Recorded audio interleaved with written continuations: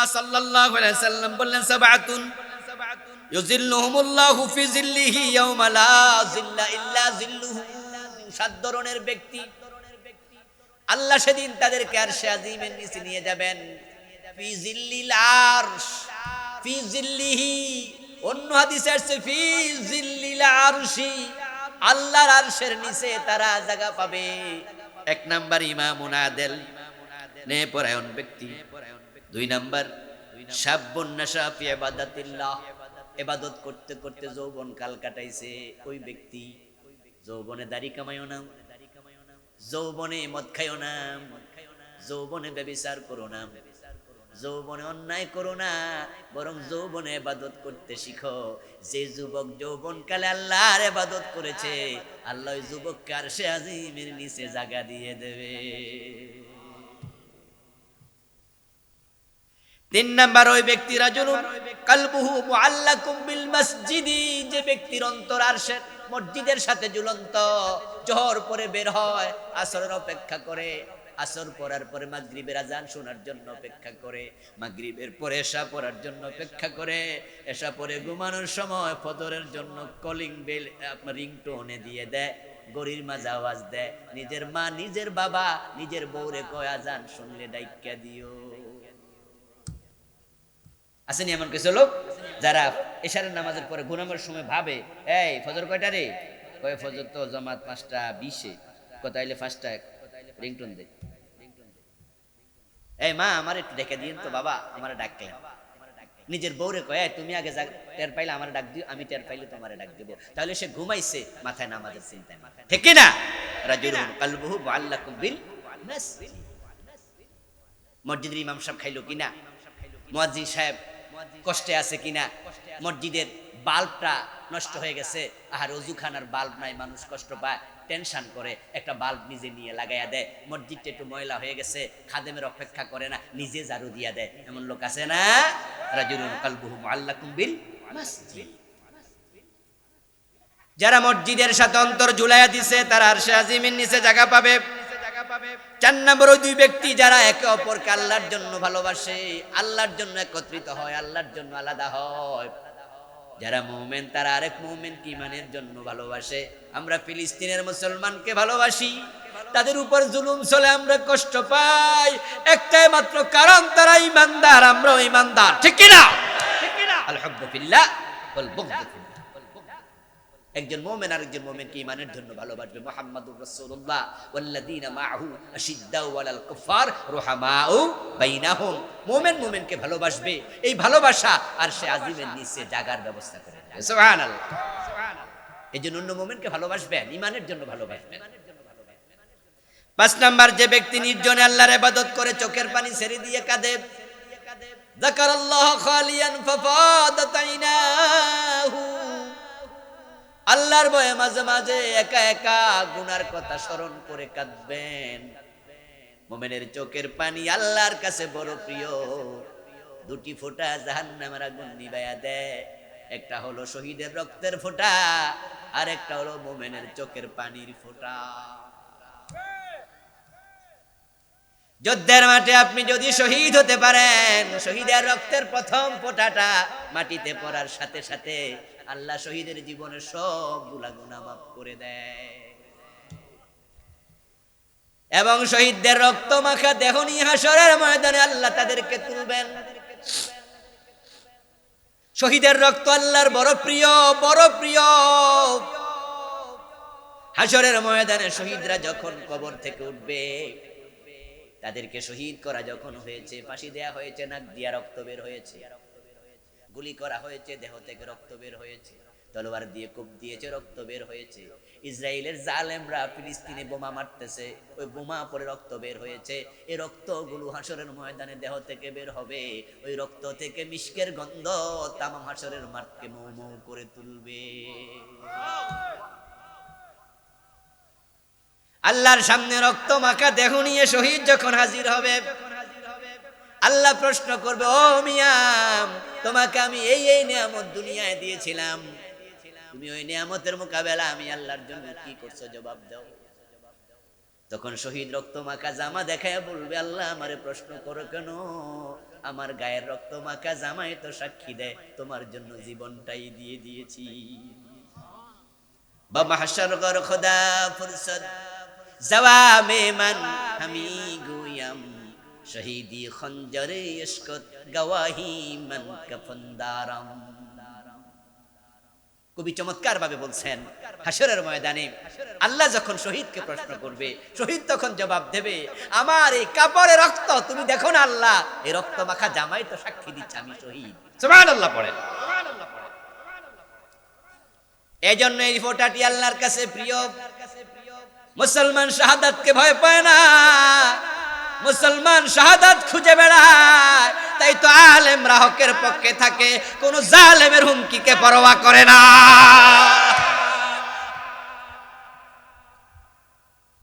ওয়ালাউ কানা মিসলুনা ফিয-যুবাবি মিন খাশিয়াতিল্লাহ হাত্তা ইউসিবা হাররা ওয়াজহিহি ইল্লা হারামাল্লাহু আলাইহিন নার। প্রিয় নবী বলছেন, মুমিন যখন আল্লাহর ভয়ে কাঁদে, একান্তে গোপনে গোপনে কাঁদে, দুনিয়ার মানুষে দেখানোর জন্য নয়, তার চোখের থেকে যদি মাছির মাথা পরিমাণ পানি বের হয়, তার গালে স্পর্শ করার সাথে সাথে তার জন্য আল্লাহ জাহান্নামের আগুন হারাম বানায়া দেয়। আর সে আজিবের নিচে জায়গা পাবে রাজুলুন যাকারাল্লাহ খালিয়ান ফাফাদাত আইনাহু। 6 নম্বর ওই ব্যক্তি দাআতহু ইমরাতুন যাতু হাসাব ওয়া জামাল ফাকালা ইন্নী আখাফুল্লাহ। যৌবনে কোন সুন্দরী নারী তাকে ব্যভিচারের জন্য ডেকেছে, প্রেম করার জন্য ডেকেছে, মোবাইলে মিস কল দিয়েছে, এসএমএস পাঠাইছে, তোমাকে আমার ভালো লাগে প্রস্তাব দিয়েছে, কিন্তু সে যুবক বলে দিয়েছে ইন্নী আখাফুল্লাহ, আমি আল্লাহকে ভয় করি। সুবহানাল্লাহ পড়বেন না? সুযোগ ছিল হাত বাড়িয়ে দেয়ার, সুযোগ ছিল নারী সঙ্গ নেয়ার, কিন্তু প্রস্তাবনার পরেও শুধু আল্লাহর ভয়ে যে যুবক পর নারীকে এড়াইয়া চলে, আল্লাহ তাকে খুশি হইয়া আরশে আজিমের নিচে জায়গা দিয়ে দেবে। 7 নাম্বার ওই ব্যক্তি রাজুলুন তাসাদদাকা বিসাদাকাতিন ফাআখফাহা হাত্তা লা তা'লামা শিমালুহু মা তুনফিকু ইয়ামিনুহু। রাসূলুল্লাহ সাল্লাল্লাহু আলাইহি ওয়াসাল্লাম বলেছেন, আল্লাহর আজিমের নিচে জায়গা দেবে ওই ব্যক্তিকে যে ব্যক্তি এত গোপনে দান করে, ডান হাত কি দিল তার বাম হাত জানে না। গোপনে দান করবেন, সাদাকাতুস সির তুতফিউ গাদাবার রব। রাসূলের হাদিস, গোপন সাদাকা করলে কোনো কারণে আল্লাহ যদি আপনার উপর রেগে যায়, আল্লাহর রাগ প্রশমিত হয়। সুবহানাল্লাহ জোরে বলতে হবে। সাদাকাতুস সির তুতফিউ গাদাবার রব।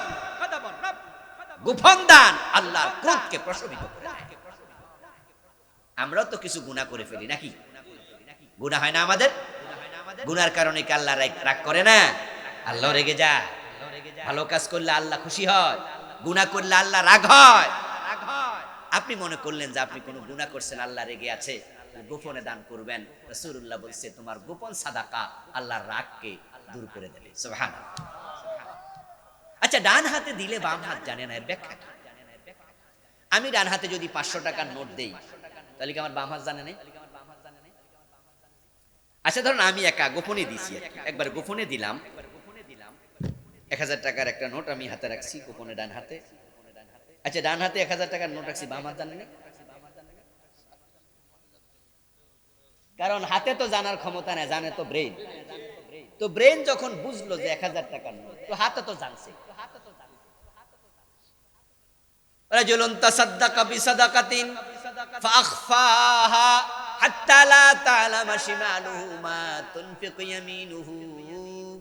এমন গোপনে দিছে, ডান হাতে কি দিছে বাম হাত জানে না। এই হাদিসের ব্যাখ্যাটা কি এবার শুনুন। এর মানে হলো কি দিছে নিজেও জানে না। ডান হাত না জানার মানে হলো আপনার ব্রেইনে জানে না। যেমন ধরেন একজন ভিক্ষুক আসলো, আসার পরে আমি মানিব্যাগে হাত দিলাম, মানিব্যাগে হাত দিয়া আমি তাকাইলাম না কি দিছি, নিজে দিলাম। দেওয়ার পরে আমাকে জিজ্ঞাসা করলো, হুজুর আপনি ওনার ভিক্ষা দিছেন? বললাম হ্যাঁ। হুজুর দয়া করে বলবেন কত দিছেন? আমি জবাব দেব, আরে ভাই কত যে দিছে আমি তো জানি না, কারণ আমি তো তাকাই না। আমি না তাকাইয়া দিছি, এর মানে আমার দেহ জানেই না, এটাই হচ্ছে ডান হাতে দেয়া বাম হাত না জানা। এরকম গোপন দান করবেন।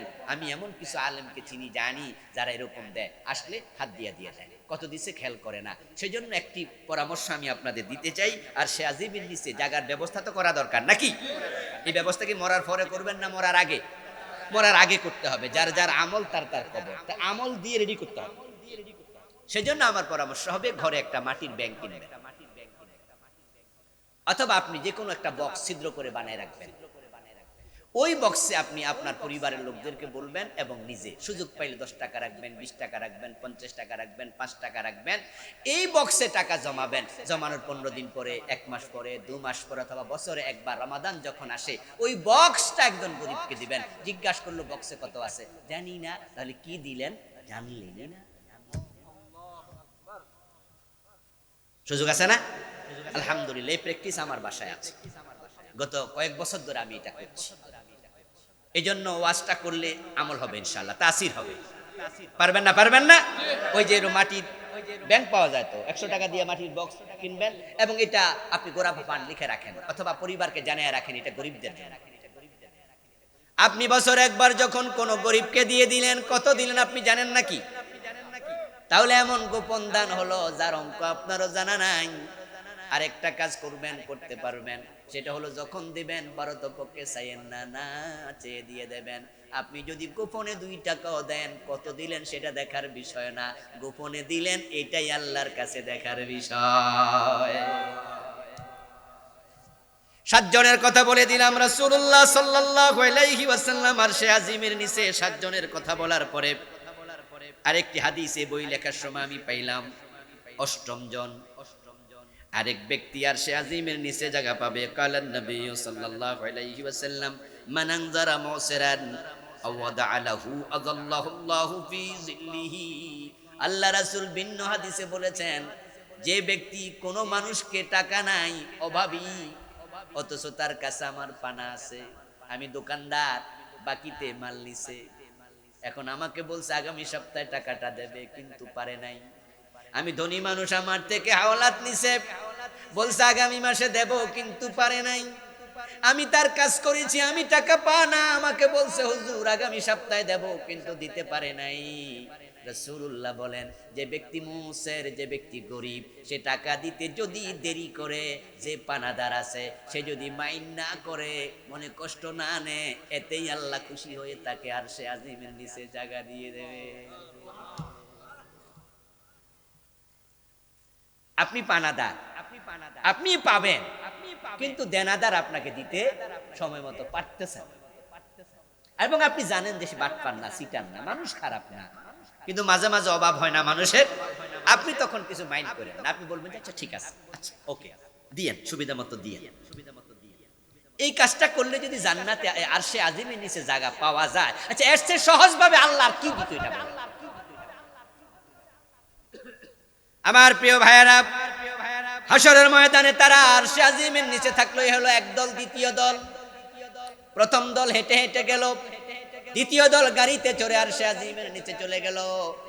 ওয়াসিনপান আলা উজুহিহিম, আরেকটা দল বড় হতভাগা, তারা কবর থেকে উঠবে, সাথে সাথে আল্লাহ তাদেরকে উল্টাইয়া দেবে, তাদের মাথা চলে যাবে নিচে, 2টা পা চলে যাবে উপরে। সবাই বলেন নাউযুবিল্লাহি মিন যালিক। আল্লাহ তাদেরকে উল্টাইয়া দেবে।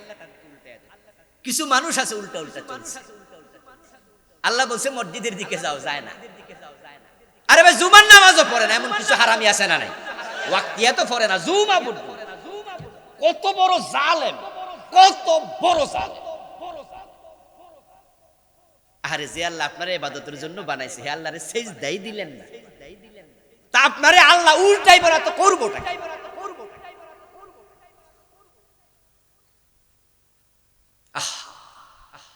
কোরআনে বললো কি আর তুমি করলা কি?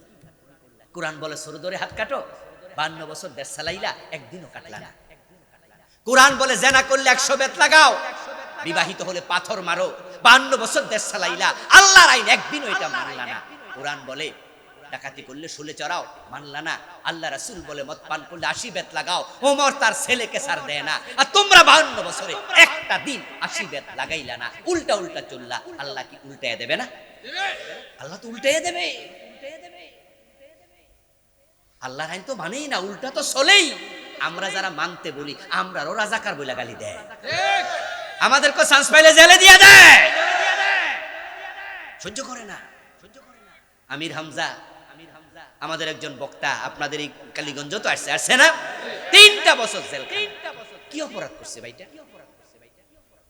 চুরি করছে, বাংলাদেশে টাকা লুট করে কানাডায় বাড়ি বানাইছে, ডাকাতি করছে, কত চোর কত ডাকাত বুক ফুলে চলে। 3টা বছর জেলখানার ভিতরে, ছোট ছোট 2টা বাচ্চা, বাবা দেখে না, স্ত্রী স্বামীর সোহাগ পায় না, মা বাবা সন্তান পায় না। কোরআনের মুফাসসির, আহারে কত বড় জুলুম, কত বড় জুলুম। আমরা দাবি করছি আমাদের ভাই আমির হামজাকে ছেড়ে দিতে হবে, সব আলেম ওলামাকে মুক্তি দিতে হবে।